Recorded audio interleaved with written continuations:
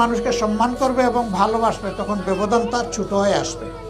কিন্তু আল্লাহ এটাও চান যে মানুষের মধ্যে যেন কোনো বৈষম্য না থাকে, মানুষ যেন সম্মান এবং সম্পদের দিক থেকে কাছাকাছি থাকে।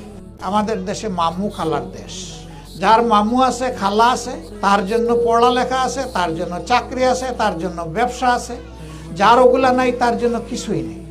মানবতা এই দুই ভাগে ভাগ হয়ে গেছে। আমরা এই দুই ভাগের মাঝখানের দেয়াল উঠে তুলেছে ওরা, ওইটা ভেঙে চুরমার করে দিতেছে।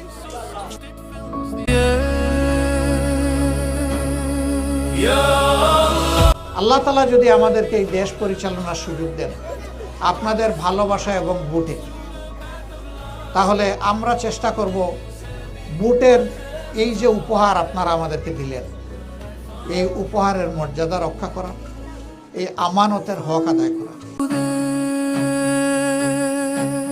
A tear it falls, a river flows, the heart it breaks, the spirit grows through trials deep, through endless pain. The sun returns after the